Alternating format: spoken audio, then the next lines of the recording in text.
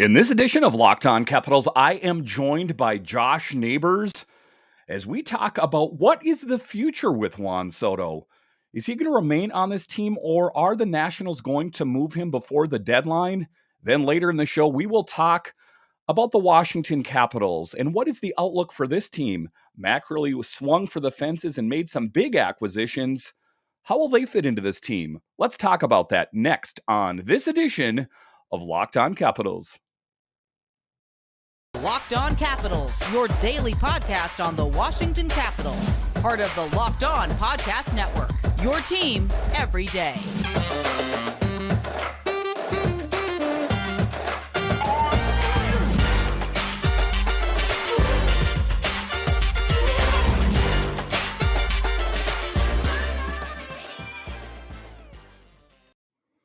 Well, hello and welcome into this edition of Locked On Capitals. I'm so glad you decided to join me today. As always, this podcast is free and available on all the major platforms, and I want to thank you for making this your first listen or view of the day. Yes, this podcast is also available in video form, so head on over to YouTube and check it out. And when you're on YouTube, make sure and hit that subscribe button. And if you like the videos, hit the thumbs up button. It really helps grow the channel. My name is Dan Holme. You can find me on Twitter. It's at DanCaps218. You can find the show on Twitter.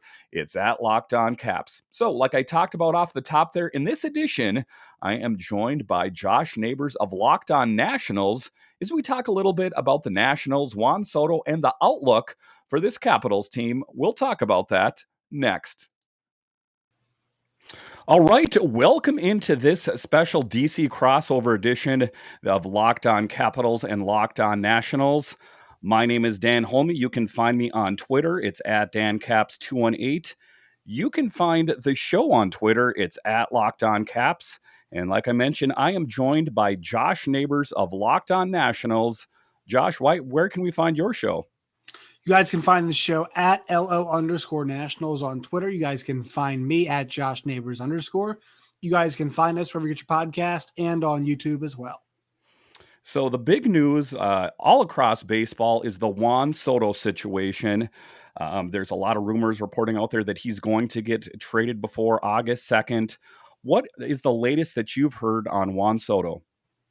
Yeah, so actually watching the Mets and the Yankees tonight, Buster Olney, part of the broadcast, said the latest is that the Nationals have multiple offers in hand from different teams, which is to be expected, right? We right now recording this late Wednesday night, and the trade deadline is August 2nd, so next Tuesday.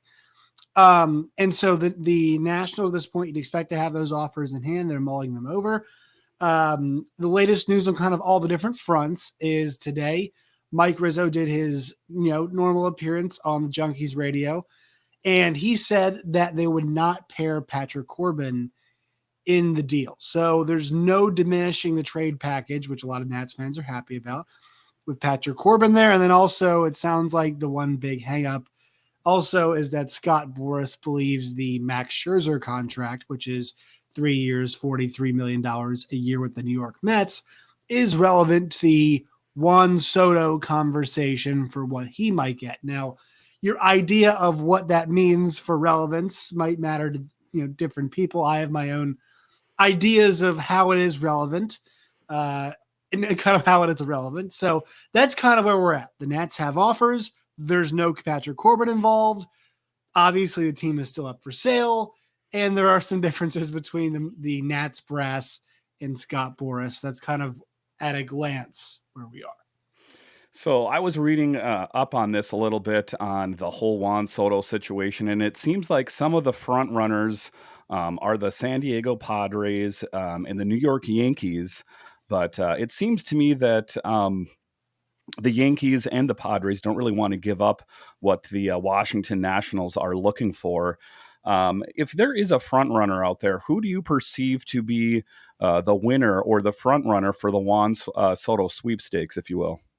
Well, I think who can offer the best deal is the San Diego Padres. Now, that might have taken a hit. One of their best guys in the trade would be pitcher Mackenzie Gore, who got injured the other night. So there's a little wrinkle in that, going on right now.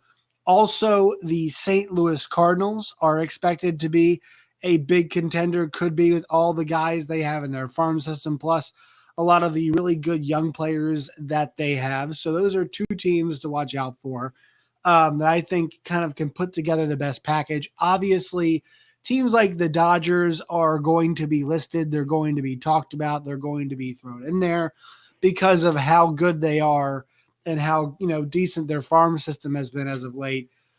So those are kind of the teams that you're hearing about. The Yankees are there. They're involved. I'm not hearing too much about them recently. I think the two big ones you're hearing are the three big ones.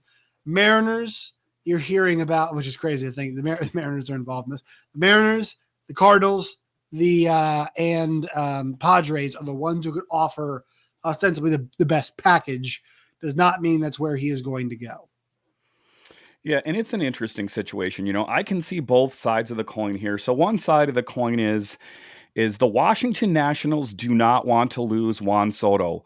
This is a team that is kind of lacking an identity, if you will, and then they talk about possibly moving on from Josh Bell. So if you subtract those two players, I know you still got Strasburg and a lot of these guys that have been on the team for a while, but suffices to say that Juan Soto is the franchise player. I'm going to go ahead and say that. So the other side of that coin is that one player cannot do it all. Juan Soto cannot go out there and pitch. He cannot do everything. In the one article I read, they said the counter, of course, can be found in the American League West. The Angels employ Mike Trout and Ohtani and reside 14 games under 500. So there's another example of a team that went all in on, Mike Trout and some of their top players. But it was two players, and two players aren't going to, they're not going to win all the games for you. Where do you weigh on this? I know I spoke with you about a month or so ago about this and your thought on it, and I think it's still the same. I do listen to your podcast, is that the greatest value for the Nationals is to have Soto on the team and that they control his rights. Is that still your school of thought? Yes. So as a business entity, I believe that's true. Now, Dan, the one thing to understand is, I've heard several different theories on this. So there's the one that I mentioned to you, that look, if you're going to sell the team, the most kind of business friendly way to look at it is that he is a good asset and makes a team more valuable. There's number one. There's number two, where you say, well, if you're selling it to somebody else, let them make the decision, leave the asset part out of it. Just him as a commodity should be made. That choice should be made by the next ownership. Give them a shot, right? Let them make the call, which I also subscribe to as well. Or there's three, which I don't necessarily agree with, but I understand why. Hey, maybe you give the next ownership group a clean slate and a really nice prospect group to deal with, right? I mean, Josiah Gray and Keibert Ruiz are up now. Luis Garcia is up now, and he's done very well. Those are three guys who are up there now. But besides Jackson Rutledge pitcher, and also Cade Cavalli, Cole Henry, I mean, there's really not a whole lot in this Nationals farm system that is getting people excited. So what you could do is you could wipe the slate clean in terms of decisions to be made, right? I mean, there's Corbin, who's going to just play out his contract, we believe, and then Strasburg is going to be a decision. That's going to be his decision. Do I think he finishes out his contract? Dan, I'd probably say no. I think his baseball career might not be long, right?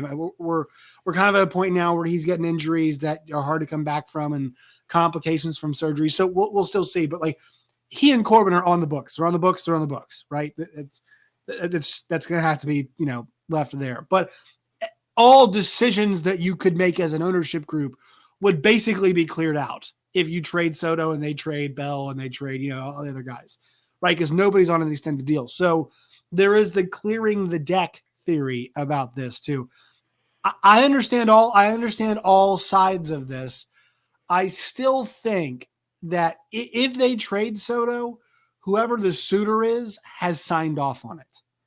Right. I don't think you're trading him if some ownership group who is serious, and I think at this point all they have is serious offers about buying the team. I don't think you're doing this, without that kind of consent. I don't think, hey, Dan, I'm negotiating to sell you this product, and then I sell Soto and say, by the way, Dan, just sold Soto. Are you still as interested, right? Obviously, those people, still want to be just as involved. So, somewhat involved in a biased team. So I think they wait because, to me, he doesn't lose much value if you wait till the summer. So I think, everybody can kind of sit and wait. And also, I do think that the chance is, wait till the summer, like more teams could decide they want to offer you the Godfather offer, right? I don't think the situation where less teams like, you know what, we're good. We actually don't want one. So like, I think the more time you take, more time, you give it a season, and you say to the teams, all right, we're talking with him now, but we'll still take offers. That gives teams more time to decide, all right, are we all in on this? And if they are, that gives you more time to realistically negotiate back and forth and hammer out prices with multiple teams in a non-rushed fashion and pick the best package for you. So I don't think now is the right time to sell him, because you have the window to do it in a few months' time. We're in July now, and we hit December and January and hit winter meetings. Still have plenty of time to do the same exact thing we're talking about right now. And I mean, I think the biggest thing about Soto is it's not all about money. I know everyone thinks it's all about money and how much money he was offered, but if you pop out a calculator and take that figure divided by 15 years is what they're offering him, it's not as much money as you think it is. And it's not only that. Juan Soto wants to be on a team that's going to win. He doesn't want to be playing on the Pittsburgh Pirates or something similar to that. All right, so after the break here, I am going to continue to talk with Josh Neighbors, and we'll talk a little bit about the Capitals after the break. BetOnline.net is the fastest and easiest way to check in on all your betting needs. Find all your favorite sports and events at the #1 online source for odds, lines, and games. Find reviews and news of every league, including Major League Baseball, NFL, NBA, NHL, combat sports, esports, and even golf. BetOnline continues to be the top-line online resource for all your sports wagering information. From live in-game betting scores and podcasts, they have you covered. Head to BetOnline today or use your mobile device to learn more about the action happening today. BetOnline, where the game starts. All right, welcome back to this special DC crossover edition of Locked On Capitals and Locked On Nationals. So the Washington Capitals have been had a busy offseason. What are your questions for me? So, Dan, are we keeping the core together, right? Are we getting the band back together for what it feels like one more year for a third or fourth time? Well, I mean, that's what we're trying to do here. I mean, the big outlier here is Nick Backstrom, who had that hip resurfacing procedure done.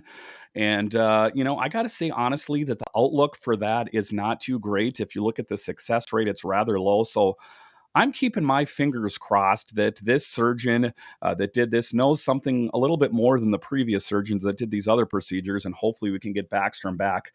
But Brian Maclellan, GM of the Washington Capitals, was very busy on free agency, kind of solidifying these different spots throughout the team. Connor Brown, top line right wing, will be ostensibly filling the spot of Tom Wilson. And then he picked up Dylan Strome, who will most likely be the second line center of the Capitals. He also picked up, of course, Darcy Kuemper. I mean, what more can you ask for than picking up a guy like Kuemper, who won the Stanley Cup this last year, and Charlie Lindgren? So I think that this Capitals team is stocked. And I think they're ready to make a really good push this year. And I think that Mac has it lined up. He picked up a lot of depth players, that kind of thing. So even if the injury bug hits, even if COVID has a flare up, I think that the Caps will be ready. What about goalie? This is what everybody really cares about, right? What is going to happen at netminder? I mean, obviously, this year, what we saw this season was, Vanacek left, Samsonov is gone. So what is the next step for the Washington Capitals in replenishing the netminder position, which really has been absent since Braden Holtby left? Yeah, so the biggest acquisition was Darcy Kuemper. They picked him up on day one of free agency. Kemper ultimately signed with the Capitals for 5 years, 5.25 million per season. And kind of an interesting perspective on that is that Darcy Kemper, for all purposes, will be the netminder of record throughout the duration of the Alex Ovechkin era for the Capitals. Kemper went 37, 12, and 4 with a .921 save percentage and a 2.54 goals against. He then posted a 10-4 record and a .902 save percentage en route to the Cup. And I think that, we're sitting pretty good. The Capitals then also went out and picked up Charlie Lindgren, who's a bit of more of an unproven commodity. He's spent a lot of time in the AHL. But he is coming off a standout season. He saw him go 5-0-0 with a .958 save percentage and a 1.22 goals against with the St. Louis Blues. But then he also played really well for their AHL affiliate, which was the Springfield Thunderbirds. So to your point, Ilya Samsonov and Vitek Vanacek, an unproven commodity, suffices to say, they both moved on. Vanacek went out to the Devils. Samsonov went to the Maple Leafs. And I wish nothing but the best for him. But I'm really happy that the moves that Mac made, because he got a lot of grief last season for the kind of not addressing the situation. But he really took care of it, I would say, in this offseason. So I know there's some questions about Kemper and really how important was he to the Cup run for the Avs, right? Because that offense was so good. So was he propped up by that? I mean, there's some realistic, worries about that? What are your thoughts on Kemper and his run during that Stanley Cup run? That's a really interesting point you bring up there because, you had the Colorado Avalanche in front of him, which are all elite. So, of course, it was probably a little bit easier on Darcy Kuemper. If you want to take a look at a good comparable, look at Braden Holtby. 2018 won the Stanley Cup and then moved on to the Vancouver Canucks, and let's say had an off season. You could say that the Canucks defense was not nearly as good as the Capitals at that point. He since moved on to the Stars, and I think is now considering retirement. But in any event, I think that Darcy Kuemper will still play well. If you take a look at him historically, he's played really solid. And he's been a backup goalie for a lion's share of his career, so there's not a lot of miles on the odometer, if you will. So I think that he's kind of a proven commodity. He's played on different teams. He's played on the Wild and the Coyotes and around. But I think that he's found his home with the Washington Capitals, and I have an optimistic look for this Capitals team headed into the fall. And how long do you think the window is realistically? I mean, is this it this year? This is the last real push. You think they get 1 or 2 more years in that? So kind of the school of thought out there is that they are going to give, Brian Maclellan 1 more year to prove himself. And it's already been talked about. I was reading an article on The Athletic that the Capitals, even though all the moves that they made are already getting panned as being one of the teams that's going to make another first-round exit. They also talked about one of the teams that's most likely going to fire their head coach the earliest in the season. So I think that there's going to be a lot of proving people wrong for this Capitals team. And that's what it's all about. How long can they keep this core together? How long is this window going to be open? I think a lot hinges on this season. I think that, Mac swung for the fences and he picked up these big players, kind of plugged all the holes in the lineup. So if this doesn't work, I think that you will see a big changes, not only just with the players, but altogether, I would say, starting with the GM and working all the way down. But I don't want to really think about that right now. I think that Mac kind of put him in a good position to win. And I ultimately think that, we have Ovechkin here for the next several years here. And I think that ultimately what Mac wanted to do is he wanted to build kind of a cocoon or a shell around him by picking up these top-notch players, most notably Darcy Kuemper in net. All right. That's what I got for you. All right, sounds good. So after the break here, we are going to continue to talk about Nationals and Capitals. What is the outlook for the National season, and what can we look forward to for the Capitals season ahead? We'll talk about that next. All right, welcome back to this special DC crossover edition of Locked On Capitals and Locked On Nationals. I'm Dan Homey of Locked On Capitals. So the big thing is it's the offseason for the Capitals. So the team that has the most on the line, or I guess they kind of have the most on the line, is the Nationals. They're actively playing right now. So we talked about Soto. Let's talk a little bit about Josh Bell. What is the latest on Josh Bell? I'm talking about, I like watching him play. He's got a lot of pop in his bat. Mhm. I would be disappointed if they moved on from Josh Bell. I understand why they have to do these things to try to get other players and plan for the future. But I think that he would serve as a good mentor for some of these younger players on the team. What are your thoughts? He's as good as gone. I mean, it's about as close as you can get to guaranteed to be gone. It's sad and it's upsetting because I agree with you. He's a really good guy, but he likes Josh Bell. He's got the fan base behind him, everything. But he's honestly played too well to stay, and that's a great thing for him. I'm glad for a guy in a contract year to play as well as he has. But Josh Bell has been terrific this year. And he's got he's top 5 in batting average in the NL, and he's, a really productive player, driving and runs. So yeah, it's time for him to move on, obviously, and hopefully they can recoup some good assets when they do trade him. But Josh Bell is going to be on the way out for the Nats.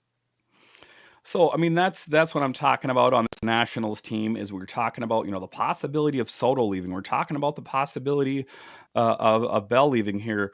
What is going to be the identity of this team? I think that, there's a little bit of buyer's remorse, or I would have buyer's remorse, giving Strasburg that big deal, a guy that kind of always has had the Yeah. injury bug. Where does this team go from here? I mean, I know that you could take a look at the Orioles, who have kind of struggled the last several seasons, but are playing a bit better this year. You can take a look at the Mariners, who kind of are perennially losers up in as of late. Is it all doom and gloom, or is there a positive outlook for this Nationals team, let's say 1 or 2 years from now? It might be a little more than 1 or 2 years, just because if they traded Soto, especially, all the guys are going to be so young. There's going to be so many young players, which is okay. But this thing right now, I mean, they might gut this thing first. It might get. I'm not gonna say it's gonna get worse, but it might stay the same before it gets much better. The positive thing is Capitals season starts in October. I think it's maybe the most positive thing you can say for Nat. Right, only 3 more months away until we're at the NHL begins, but and 2 months away until we have NFL.